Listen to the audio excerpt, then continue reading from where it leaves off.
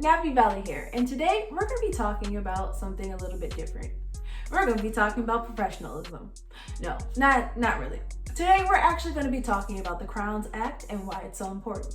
So to prepare about talking about jobs and professionalism and working in a corporate area, I decided to pretend like I have a job and dress up in professional clothing so that I can do this video. But before we get into the meat of the conversation or my video, I just want to remind you guys that I hit 100 subscribers. That's not a lot for a small channel, but for me it was really important because I worked hard for those 100 subscribers. So thank you.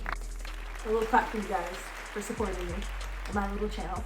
But yes, let's get into this video. In light of Maryland, because that's where I live, passing the Crowns Act, or passing a version of their Crowns Act, and that going into effect this past Thursday, or maybe 2 weeks ago past Thursday, I decided to dedicate this video to talking about what the Crowns Act is, why it's so important, and what can we all take away from, I guess, the lessons learned from this act that we see. First, what is even the Crowns Act?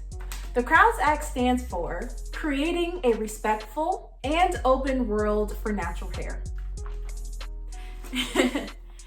And under this act, basically what they're trying to achieve is to expand the definition of race to include hairstyles that are typically worn by Black women or Black men, so that they could be so those hairstyles can be protected under the Fair Employment and Housing Act, as well as state education codes. Why this is important?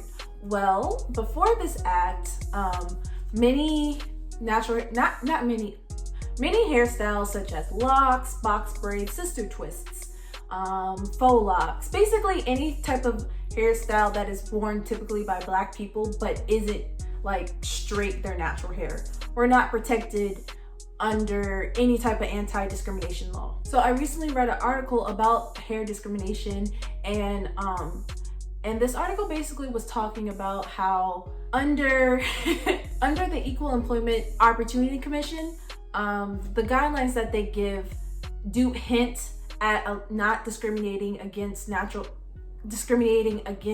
hairstyles that are typically worn by Black people in its manual on like how to not be discriminatory. But basically in the court system, those laws have not been upheld. So if an employer wanted to let you go because you have locks, or you wore box braids, or you had cornrows in, or whatever, like they could technically discriminate against you based off of previous court hearings, because those hairstyles are mutable, they're changeable, it's not your natural hair. So basically, like natural hair, like employer can't discriminate against me because of the style, because this is my head and this is my hair growing out my hair. But an employer could technically discriminate against me if I had box braids in, because it's not something that naturally grows from my head. So this act is important because it expands the idea and the definition around race. So instead of like your hair, Black people have this type of hair, so you can't discriminate against it, it's also like, oh, culturally, Black people typically wear these hairstyles, so you also cannot discriminate against them because it's a cultural thing. So that's why it's important when you talk about the Crowns Act, like they expanded the definition of race, right? Cool. And those hairstyles, high-key, are cute. I don't understand why people don't want us to wear them, because like we look pop, but not important. So why am I making this video and why this is even important?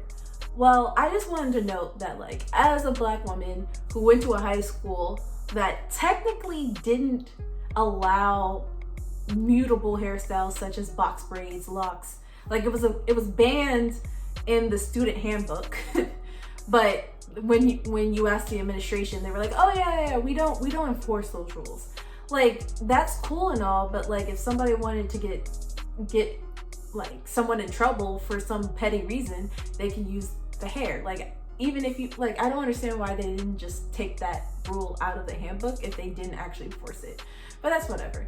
And also, I feel like this law is really important for people like me, a recent college grad trying to get a job, and not having to worry about my hairstyles being a potential reason why I can't, get hired. But I will like to note that this law is being passed on state legislatures. So the only states technically that have filed and passed this law is Maryland, DC, Virginia, New Jersey, New York, California, and Colorado. I guess there's a lot of people in Colorado. But what worries me is that there's a lot of states that have a high population of Black people in it that filed for this law and the law did not pass. And some of the states are Tennessee, Georgia, Florida, Mississippi, Louisiana, Connecticut. There's apparently a lot of Black people in Connecticut as well. Kentucky, and also other states that I don't actually know there's a large population of Black people, but Wyoming, Minnesota, Nebraska. There's probably a lot of Black people in Kansas, Arizona, or Oregon. So yeah, those are all the states that it has been filed. Like, they tried to pass this legislation and it ultimately failed or didn't pass in those states. And a lot of those states are southern states that a lot of Black people live in. And like, that is why I'm making this video, because I feel like that's important to highlight. Like, I'm sorry to get political on y'all in the midst of the debauchery that's going on in our presidential elections, but this is why it's important to be active and just engaged in the things that are going on, especially statewide. Like, a lot of the laws that mainly affect you definitely are passed on the state level, and it's like, I'm just thinking, like, how did those states that have high populations of Black people not pass a law that would help Black people? It's one thing if it's like there's not a large Black population, so they didn't even think that this would be important. Like a state like Mississippi, that's not a thing. Like, I don't know, y'all. I just feel like this is why we need to pay attention, and this is why everybody's not necessarily the same. This is why we need to vote in people, especially in the state level, that care about the things that we care about. And if they don't care about the things that we care about, vote them out. They don't deserve to be there. Like, all those people who live in Louisiana, Georgia, Louisiana, Georgia, Tennessee, Kentucky, definitely Kentucky. See if your district's representative vetoed this bill. And if they vetoed it, they're definitely somebody you should not re-elect on November 3rd. Is that when we're voting? On November 3rd. Like, I want better. I want better for Black people, and I also just think it's not fair that depending on where we live, we get different protections. Like, it shouldn't be that certain places are allowed to veto such an important bill, and other places they do. And then, because it's like, are we expected to like move or have to move to another place in order to have protections? No, I don't think that's fair. So I don't know. This is kind of like a ramble, but I think that we really gotta pay attention to what's going on around us, especially in state legislation, so that we can get all the things that we need to succeed in life. And if we're not getting the things that we need to succeed, then somebody needs to go. We can't let things like this just keep happening. Like, oh my God, when I saw that just pissed me off. This pissed me off so much, because it's like, okay, I'm protected, but I also know that the Black people in Maryland be all up in everybody's booty, making sure that they get what they want.